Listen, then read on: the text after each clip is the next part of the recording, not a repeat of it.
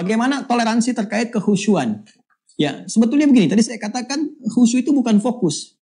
Ya, bukan fokus. Kalau fokus hampir dipastikan barangkali akan sulit mendapati orang yang benar-benar fokus dalam sholat. Ya, karena saat yang bersamaan tadi ada peran setan. Ya, barangkali nanti Bang Din ini boleh juga nih membahas tentang fikih setan. Belum banyak dibahas ya. Saya pernah menyampaikan kajian tentang fikih setan itu. Ya, kalau malaikat kan udah banyak dikaji tuh. Tapi orang nggak kenal setan akhirnya banyak terjerumus kan oleh provokasi setan. Itu ada 9 jenis setan yang sangat berbahaya. Yang langsung berinteraksi, menggoda dengan kegiatan-kegiatan kita. Nah di sholat ini ada 2 jenis setannya. Setan yang memulai saat wudhu. Jadi ada aksi setan yang dimulai saat wudhu namanya walhan. Walhan ini suka bisikin kita sehingga ragu apakah berwudhu atau batal. Makanya ada kondisi-kondisi tertentu, saya masih punya wudhu atau enggak ya? Punya wudhu atau enggak? Sampai Nabi mengatakan di Al-Bukhari, itu jelas nanti di Kitabul Wudhu. Kitabul Wudhu itu posisi keempat dalam susunan Al-Bukhari. 97 topik. Topik pertama Kitabul Wahyi, kedua Kitabul Iman, ketiga Kitabul Ilmi, yang keempat nanti Kitabul Wudhu. Ya, tentang wudhu. Itu subtopiknya membahas diantaranya itu tentang itu. Ya jika ada seseorang ragu kata Nabi, diwaswasi oleh walhan tadi, maka dia harus ambil cepat keyakinan. Ya jangan sampai putuskan wudhunya dulu kecuali mendengar atau mencium baunya atau mendengar suaranya kata Nabi. Jadi ambil yang paling yakinnya di situ. Ini menunjukkan dari wudhu aja ada setan. Nah saat akan memulai sholat itu ganti yang bertugas, ada shiftnya sendiri tuh. Jadi yang wudhu itu walhan, begitu masuk sholat baru takbir. Nah ini setan yang goda Pak Mustafa tadi tuh, itu namanya khanzab.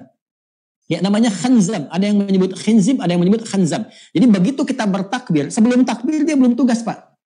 Ibu, sebelum takbir belum tugasnya. Itu jahat dan makanya Dr. Samsudin Arif itu punya buku bagus sekali tuh. Diabolisme iblis ya. Ya diabolis itu kan pintar tapi keblinger gitu ya. Cerdas tapi keblinger itu bahasa Yunani-nya itu. Nah, setan itu punya strateginya banyak. Makanya di Quran surah kedua ayat 168 itu wala tattabi'u khutuwatis syaitan.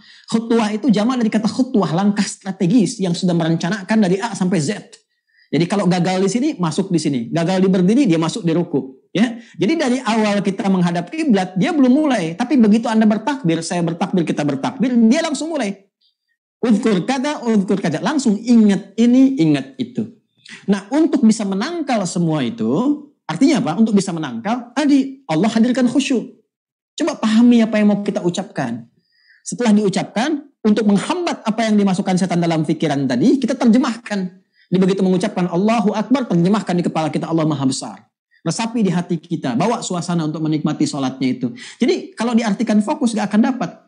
Ya, jadi kehusuan itu yang dimaksudkan adalah khusus saat berdiri ketika kita mampu mengondisikan diri kita, menghadirkan ketenangan sehingga merasakan kenikmatan dalam sholat. Dalam prosesnya godaan itu ada. Jadi bukan berarti saat ada godaan masuk ingat ini ya itu sedang tidak khusyuk, bukan. Itu setan sedang berfungsi. Kalau diikuti oleh kita, maka keluar dari nilai kehusyuan. Itu maksudnya. Ya, jadi toleransinya di mana? Toleransinya itu adalah ketika membawa was-was tadi, ya, ke dalam suasana kenikmatan sholat. Lawan itu, arahkan, ingat lagi. Ya, karena itu ketika orang sedang sholat, Allahu Akbar, ingat nih. Itu otomatis Pak. Kita nggak mau juga pasti akan ingat karena setan yang memasukkan. Ya, setan yang memasukkan. Ya, kecuali ada tingkatan iman tertentu. Nanti babnya kajiannya lain lagi. Ya, jadi kalau Bapak sedang sholat, Allahu Akbar takbir, tiba-tiba ada godaan. Wah, itu melodinya kurang sedikit. Masuk tiba-tiba tuh Mas Duki ya. Nah, itu berarti sholatnya normal itu. Setannya berfungsi itu.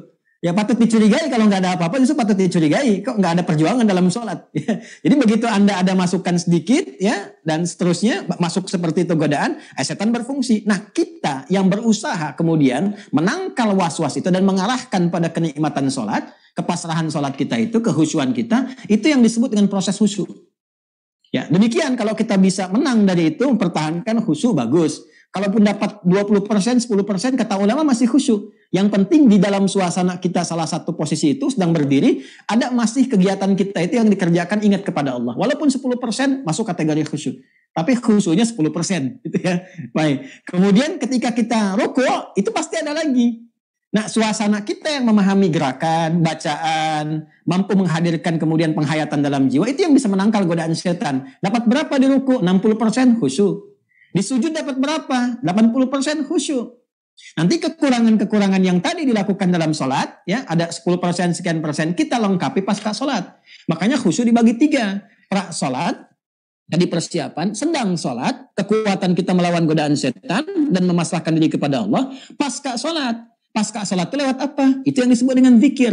Karena itu sholat disebut zikir, pasca sholat pun ada zikir.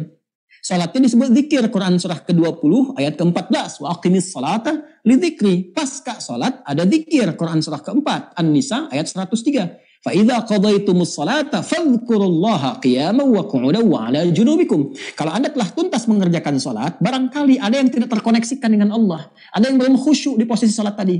Maka dilatih lisan kita pasca sholat. Apa latihannya? Istighfar dulu.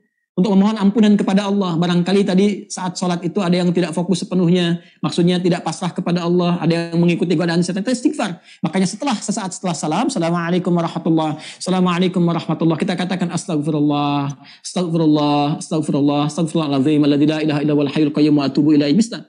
Ya, untuk minta mohon ampun pada Allah. Kalau tadi enggak sempurna. Setelah itu apa?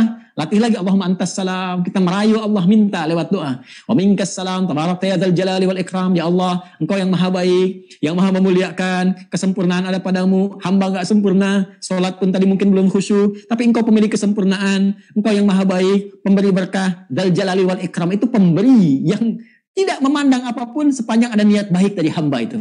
Itu dzal jalali wal ikram. Makanya di surah Ar-Rahman itu ditutup dengan kalimat tabarakta ya dzal jalali wal ikram.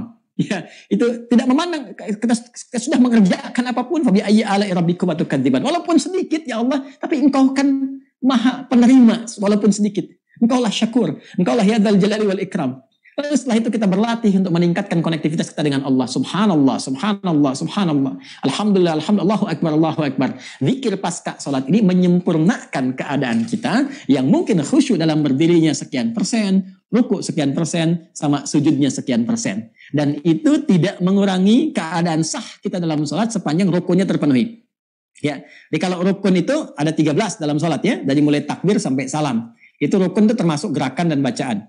Dari mulai niat, kan, kemudian bertakbir, nanti ada masuk ke Al-Fatihah sampai dengan salam. Kalau rukun terjaga, 13 sempurna, nah itu namanya syaratnya terpenuhi, sah salatnya. Itu mengangkat kewajiban. Tapi kalau khusyuk, babnya bukan itu. Khusyuk itu kepasrahan kitanya. Tingkat khusyuk itu mungkin bisa sekian persen, setiap hamba berbeda. Tapi khusyuk tidak berpengaruh kepada sah tidaknya salat. Kecuali kalau ada yang terlanggar, ya, dari ketidakkhusyuan itu terlanggarlah kemudian rukun-rukun salat. Jelas ya? Atau sengaja kemudian, ya, sehingga dari rukun-rukun itu tidak sempurna keadaannya seperti yang Hidaj tadi, para pencuri atau yang kemudian Khalad bin Rafi Az-Zuraiki yang diminta mengulang salatnya karena kehusyuannya tingkatnya parah tidak khusyuk sehingga rukun tidak sempurna diminta diulang oleh Nabi. Tapi kalau kemudian kita bisa toleransi, masih ada kepasrahannya, masih ada ingatnya dalam berdiri sampai dengan salamnya, maka itu sah secara salatnya dan Allah yang Maha mengetahui sesuai dengan niatnya dan kita sempurnakan dengan zikir pasca salatnya. Saya kira jelas ya.